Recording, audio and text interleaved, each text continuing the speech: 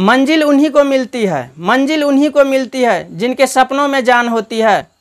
पंख तो यूं ही फरफराते हैं, पंख तो यूं ही फरफराते हैं, हौसलों से उड़ान होती है, हौसलों से उड़ान होती है। तो हेलो दोस्तों, आपका स्वागत है आपका अपना परिवार रुचि यूनिवर्स पब्लिक स्कूल में। आप आज देख रहे हैं कि आज जो आप पढ़ने जा रहे हैं वो है सेल। तो चलते हैं टॉपिक की ओर और आप वीडियो के लास्ट तक बने रहिएगा।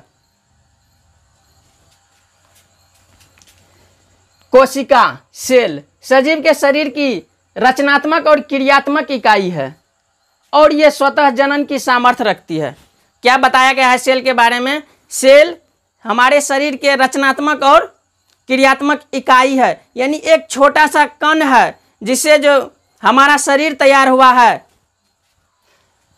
और ये स्वतः जनन की सामर्थ्य रखती है।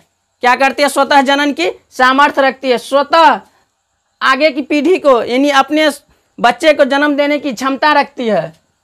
यह छोटे छोटे संगठित रूप है, यह छोटे छोटे संगठित रूप है जिसमें वे सभी क्रिया होती है, जिसमें सेल में वे सभी क्रिया होती है जिन्हें सामूहिक रूप से जीवन कहते हैं, जिन्हें सामूहिक रूप से क्या कहा जाता है? जीवन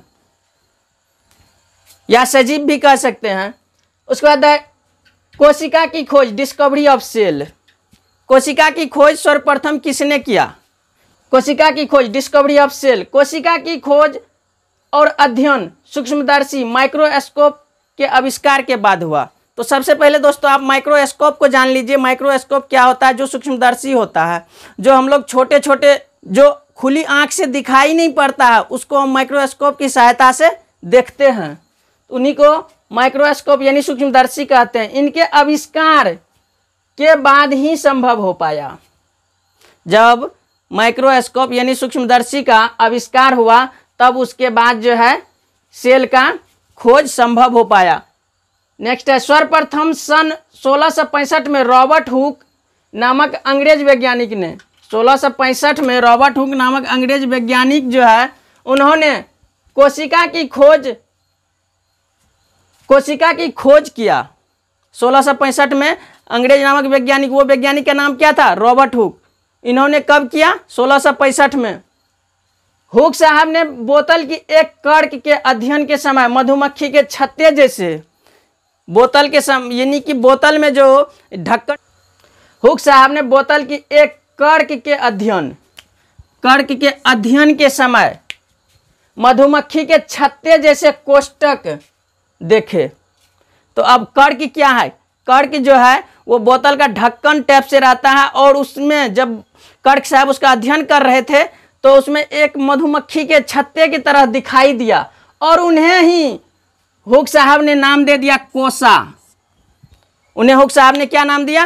कोसा नाम दिया, जिसे हम कोशिका कहते हैं, जो मृत कोशिका था। तो हुक साहब द्वारा जो डिस्कवरी किया गया यानी खोज किया गया वो कोशिका था क्या? वो मृत कोशिका था। सन 1674 ईस्वी में ल्यूवेनहॉक वैज्ञानिक द्वारा जीवित कोशिका का खोज किया गया। और जीवित कोशिका का खोज कहाँ पर हुआ? जिन्हें दांत का खुरचन में देखा गया, दांत का खुरचन में जीवित कोशिका का खोज हुआ, लिखा हुआ जिन्हें दांत की खुरचनी में देखा गया।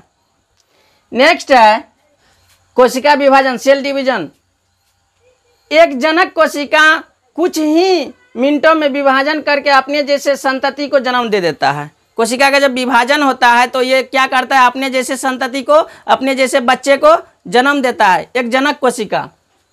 नेक्स्ट स्टार पॉइंट है और आपको फिर जो है इसको विभाजन करके बताया जाएगा। तो स्टार पॉइंट 1831 में रॉबर्ट ब्राउन ने कोशिका में केंद्रक का पता लगाया। क्या किया? 1831 में रॉबर्ट ब्राउन नामक वैज्ञानिक ने कोशिका में केंद्रक का पता लगाया। जिसको केंद्रक किसको कहते हैं? केंद्रक इसको बोला जाता है। केंद्रक का पता लगाया। 1855 में रुडॉल्फ विर्चो ने कहा कोशिका विभाजन से ही पैदा होता है। कोशिका जो है वो 1 से 2 या 2 से 4, 4 से 8 किस तरह से वो कोशिका विभाजन करते हैं, 1 से 2 बनते हैं। वो 1 से 2 कैसे बनते? मान के चलिए एक ये कोशिका है, कुछ ही मिनटों में ये फिर बटेगा, उसके बाद ऐसे इस तरह से फिर 2 हो जाएगा। इस तरह से विभाजन हो करके, इसलिए 1855 में रुडॉल्फ विर्चो ने कहा कि कोशिका विभाजन से ही पैदा होती है। 1855 में, नेक्स्ट में 1855 में जी.ई.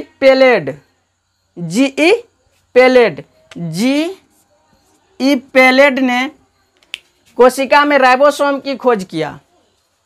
1866 में। नेक्स्ट 1866 में हेकिल नामक वैज्ञानिक ने बताया कि केंद्रक के भीतर आनुवांशिक गुण का ग्रहण होता है, संग्रह होता है। क्या होता है? आनुवांशिक गुण का संग्रह। आनुवांशिक गुण किसको बोला जाता है? जो अपने ऊपर के वंशज से आता है। तो क्या है? सेल यानी कोशिका 2 प्रकार की होती है, एक में प्रोकार्योटिक कोशिका, दूसरा यूकार्योटिक कोशिका। तो प्रोकार्योटिक कोशिका किसे कहते हैं? यहाँ देखिएगा, ऐसी कोशिकाएं जिनमें केंद्रक, ये जो है ये केंद्रक नहीं होती है और वास्तविक केंद्रक अनुपस्थित होता है, उन्हें प्रोकार्योटिक कोशिका कहा जाता है। तो आप समझ गए होंगे, ऐसी कोशिका जिनमें केंद्रक झिल्ली नहीं होती है और वास्तविक केंद्रक अनुपस्थित होता है, उन्हें प्रोकार्योटिक कोशिका कहा जाता है। नेक्स्ट है यूकार्योटिक कोशिका। 2 नंबर में क्या है? यूकार्योटिक कोशिका। उसके बाद देखिएगा, ऐसी कोशिका जिनमें केंद्रक पूर्ण रूप से विकसित होते हैं। इसमें केंद्रक जो है ये पूर्ण रूप से विकसित होता है, दिखाई पड़ता है, तथा केंद्रीय झिल्ली से घिरे होते हैं, इन्हें यूकार्योटिक कोशिका कहा जाता है। राइट। तो एक बार इसको फिर पढ़ देते हैं, आप स्क्रीनशॉट लीजिएगा तो ले सकते हैं। नेक्स्ट है कोशिका, सेल। कोशिका यानी सेल सजीव के शरीर की रचनात्मक और क्रियात्मक इकाई है और यह स्वतः जनन की सामर्थ्य रखती है। यह छोटे से छोटे संगठित रूप है जिसमें वे सभी क्रिया होती है जिन्हें सामूहिक रूप से जीवन कहते हैं। जिन्हें क्या कहते हैं? सामूहिक रूप से जीवन कहते हैं। नेक्स्ट में है कोशिका की खोज, डिस्कवरी ऑफ सेल। कोशिका की खोज, डिस्कवरी ऑफ सेल। कोशिकाओं की खोज और अध्ययन सूक्ष्मदर्शी माइक्रोस्कोप के आविष्कार के बाद ही संभव हो पाया। जब माइक्रोस्कोप बना उसके बाद जो है इसका खोज संभव हुआ। सर्वप्रथम सन 1665 में रॉबर्ट हुक नामक अंग्रेज वैज्ञानिक ने कोशिका की खोज की। हुक साहब ने बोतल की एक कर्क के अध्ययन के समय मधुमक्खी के छत्ते जैसे कोष्ठक देखे और उन्हें कोशा नाम दिया, जिसे हम कोशिका कहते हैं। जो मृत कोशिका था, हुक साहब ने जो खोज किया वो कोशिका क्या था? मृत था। सन 1674 में ल्यूवेनहॉक वैज्ञानिक ने जीवित कोशिका का खोज किया जिन्हें दंत का खुरचनी में देखा गया।